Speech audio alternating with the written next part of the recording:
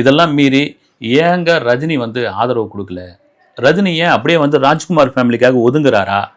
இல்லை ராஜ்குமார் ஃபேமிலி இல்லை சிவராஜ்குமார் வந்து போகிற இடம்லாம் வந்து அவரை தான் புகழறாரு அதிகப்படியாக. ரஜினியும் புகழறாரு, அதிகமாக புகழறது வந்து கமலஹாசன் தான். அதனால ரஜினிக்கு ஒதுங்கிட்டாரா அப்படின்னு மாதிரி விமர்சனங்கள் கீழே அந்த சோஷியல் மீடியாவில் போடுறதெல்லாம் பார்த்தா ரொம்ப தமாஷா இருக்குது வந்து. எனக்கு உங்களுக்கு நிறைய பேருக்கு தெரிஞ்சிருக்குமா தெரியல வந்து. இப்போ இருக்கிறவங்களுக்கு தெரிஞ்சிருக்க வாய்ப்பு இல்லை.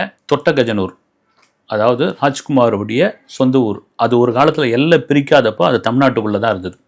ராஜ்குமார் ஒரு தமிழ்நாட்டுக்காரர் தாங்க வந்து, தமிழ்நாட்டுக்குள்ளே தான் இருந்தது. எல்லாம் பிரித்த பிறகு என்ன ஆகுது, 4 கிலோமீட்டர் தமிழ்நாட்டை விட்டு, தமிழ்நாடு பார்டரை விட்டு 4 கிலோமீட்டர் வெளியே கர்நாடகாவில் போய் சேர்ந்து. நீங்கள் பார்த்தீங்கன்னா ராஜ்குமார் ஃபேமிலியோட திருமண இதுவெல்லாம் பார்த்தீங்கன்னா நம்ம தமிழ் இதை ஒட்டி தான் நிறைய இருக்கும். அவங்க சென்டிமெண்ட்டும் அப்படி தான். அது மாதிரி தான் ஒரு நாள் அவர் வந்து அவருடைய அந்த பண்ணை வீட்டில், அவங்க அப்பா அம்மா வாழ்ந்த அந்த வீட்டில் ரிலாக்ஸேஷனுக்காக இருக்கணும்னு ராஜ்குமார் தன்னுடைய உதவியாளர்களோடு வந்து இருக்கார். ஒரு ஞாயிற்றுக்கிழமை இருந்துட்டு சாயங்காலமாக பெங்களூர் புறப்படுவோம் அப்படின்னும் பொழுது கூட இருக்கணும்லாம், அண்ணா இது மாதிரி ஞாயிற்றுக்கிழமையாக இருக்குது, நம்ம ஊர் இந்த பகுதியில் ஒன்றும் இல்லை, ஞாயிற்றுக்கிழமை பிரயாணம் வச்சுக்க மாட்டாங்க. அதே போல் அமாவாசைக்கு மறுநாள் வந்து பாட்டிமேன்னுவாங்க. இது மாதிரி சென்டிமெண்ட்லாம் வந்து பொழுது போய் ஏன் ஞாயிற்றுக்கிழமை எதுவும் போனோம், நாளைக்கு விடிஞ்ச உடனே திங்கக்கிழமை போயிடலாம் அப்படின்றாங்க. சரின்றார் ராஜ்குமார். சரி, ஆனால் அன்றைய ஞாயிற்றுக்கிழமையில் தான் வீரப்பன் ராஜ்குமாரை கடத்தின பிறகு கர்நாடகாவை தாண்டி அது ஒரு தேசிய அளவில் மிகப்பெரிய ஒரு செய்தியாக மாறுது. பெங்களூரில் பெரும் கலவரம் நடக்குது.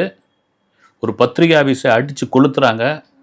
தமிழ் படங்கள் ஓடுகிற தியேட்டர்லாம் வந்து பேனர்லாம் அடித்து நொறுக்கிறாங்க. தமிழ் கடைகள், தமிழர்கள் வைத்துள்ள கடைகள் மீதெல்லாம் தாக்குதல் நடக்கிறது.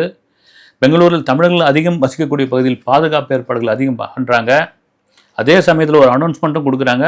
ஏன்னா நம்ம கன்னட சூப்பர் ஸ்டாரு அங்கே இருக்கார், நீங்கள் தேவையில்லாமல் தமிழர்கள் மீது எதிர்த்தாக்குதல் பண்ணிங்கன்னா கோவத்தில் அது அவருக்கு தான் பாதிப்பாகும் அப்படின்னு சொல்கிறார். ஏன்னா அப்போது வந்து SM கிருஷ்ணா வந்து முதல்வர், இங்கே கலைஞர் முதல்வர். 2 மாநிலத்துக்குள்ளும் ஒரு பெரும் கொந்தளிப்பாகுது. 2 மாநில அரசியல் முதல்வர்களுக்கும் பெரும் தலைவலியாக மாறுது. எங்கேயா இருக்கார் ராஜ்குமார், உயிரோடு இருக்காரா இல்லையா, வீரப்பன் என்ன தான் பண்ணியிருக்காரு, ஏது கொந்தளிச்சு போகுது. இப்போ மாதிரி வந்து சோஷியல் மீடியா யூடியூப் சேனலில் இல்லாத கண்ட காலகட்டத்தில் தகவல் ஒரே ஒரு சேட்டலைட் டிவி மட்டும்தான், அங்கே தர செய்தி மட்டும்தான். அந்த செய்திக்காக அப்படி உட்காந்துட்டு இருப்பாங்க வந்து. பார்த்தீங்கன்னா என்ன நடக்க போகுது, என்ன ராஜ்குமார்கிட்ட இருந்து என்ன தகவல் வந்திருக்கு அப்படின்னு பரபரப்பாவது.